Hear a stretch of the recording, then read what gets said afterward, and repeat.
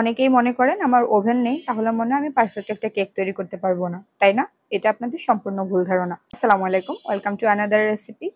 আজকে আপনাদেরকে চুলায় একদম সুন্দর পারফেক্ট একটা চকলেট স্পঞ্জ তৈরি করে দেখাবো। তবে এটা ঠিক কথা যে ওভেন আর চুলা দুইটা সম্পূর্ণ আলাদা জিনিস, বা দুইটার রেজাল্টও একটু তো 19-20 হবেই।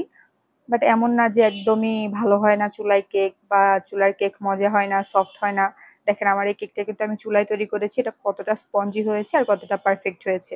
পারফেক্ট একটা কেক তৈরি করতে চাইলে অবশ্যই শুরু থেকে শেষ পর্যন্ত ভিডিওটা দেখবেন। ওকে, লেটস স্টার্ট দ্য ভিডিও। আমি মাত্র একটা ডিম দিয়ে স্পঞ্জ কেক তৈরি করে দেখাবো। তার জন্য আমি শুকনো উপকরণগুলো চেলে নিচ্ছি। এখানে আমি 1/3 কাপ ময়দা নিয়েছি, একদম সমান করে। অবশ্যই একদম সমান করে নেবেন, এটাকে কিন্তু চেপে চেপে নেওয়া যাবে না, আলতোভাবে নিতে হবে। তারপরে এখানে আমি 1 টেবিল চামচ ময়দা উঠিয়ে ফেলবো। আমি চামচগুলো দেখিয়ে দিচ্ছি। মেজারমেন্ট কাপের সাথে দেওয়া প্রত্যেকটা চামচের মধ্যে কিন্তু পরিমাপটা লেখাই থাকে, সেটা খেয়াল করবেন। এবার এখানে আমি 1 চামচ কোকো পাউডার আর 1/2 চামচ কর্নফ্লাওয়ার দিয়েছি, আর 1/4 চা চামচ দিব হচ্ছে বেকিং পাউডার, মানে 1/2 চামচের থেকেও কিছুটা কম। তারপরে এটাকে আমি ভালো করে চেলে নিব। এটাকে আমি অফ স্ক্রিনে আরো 3 থেকে 4 বার চেলে নিব। অনেকে আমাকে জিজ্ঞাসা করেন যে কর্নফ্লাওয়ার না দিলে হবে নাকি? চাইলে স্কিপ করতে পারেন, তবে দিলে ভালো হয়। এবার আমি ডিমটাকে মেপে দেখাচ্ছি। যেহেতু 1 ডিমের কেক তৈরি করব, চেষ্টা করবেন যে অনেক বড় মাপের ডিম নেওয়ার জন্য।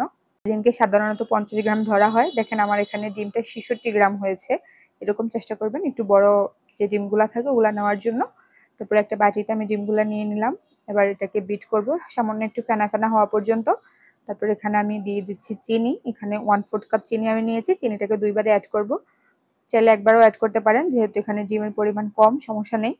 এবার চিনিটা গলে যাওয়ার পরে সেকেন্ড টাইম আমি চিনিটাকে অ্যাড করতেছি আর বিট করতেছি। আবার বিট করে থাকবো, এটা সম্পূর্ণ ফেনা ফেনা হয়ে কালারটা চেঞ্জ হয়ে যাওয়া পর্যন্ত।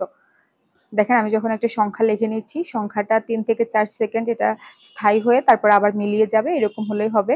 এটা যেহেতু কুসুম সহ একসাথে বিট করা, এটা কিন্তু একদম পুরা ফোমি হয়ে বিটারে কাঁটা লেগে থাকবে, এরকম হবে না। তারপর এখানে আমি 1 টেবিল চামচ তেল দিয়ে দিলাম, আর সামান্য একটু 1/2 চামচের মতো চকলেট ইমালশন দিয়েছি। চকলেট এসেন্স না দিয়ে চকলেট ইমালশন দেওয়ার চেষ্টা করবেন, এতে করে কেকের ফ্লেভারটা অনেক ভালো আসে। তারপর আমি জাস্ট 10 সেকেন্ডের মতো এটাকে মিক্স করে নিয়ে শুকনো উপকরণগুলো মিশিয়ে নিব। ভালো করে খেয়াল করেন আমি শুকনো উপকরণগুলো কিভাবে মিশাচ্ছি। প্রতিবার এক সাইড থেকে ঘুরিয়ে ঘুরিয়ে শুকনো উপকরণগুলোকে মিক্স করতে হবে, এলোপাথাড়ি নাড়া যাবে না। স্পঞ্জ কেক পারফেক্ট হওয়ার মেন একটা রিজন কিন্তু এইটাই, এই যে আমরা এলোপাথাড়ি নাড়ি, ভাজা অধৈর্য হয়ে যাই, এরকম হলে হবে না। একদম সময় নিয়ে আস্তে আস্তে এটাকে মিক্স করতে হবে শুকনো উপকরণগুলোকে। ডিমের মেরাংটা যদি একবার চুপসে যায়, আপনার কেক কখনোই পারফেক্ট হবে না।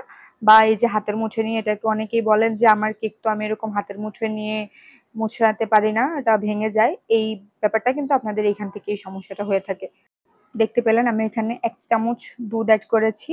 এটা যদি আপনাদের ডিমটা ছোট হয়ে থাকে তাহলে লাগতে পারে, আমার এখানে না দিলেও হতো, বাট আমি আপনাদেরকে দেখানোর জন্য 1 চামচ দিয়ে দেখিয়ে দিলাম। 1 চামচ থেকে 2 চামচ পর্যন্ত দুধ এখানে অ্যাড করতে পারবেন।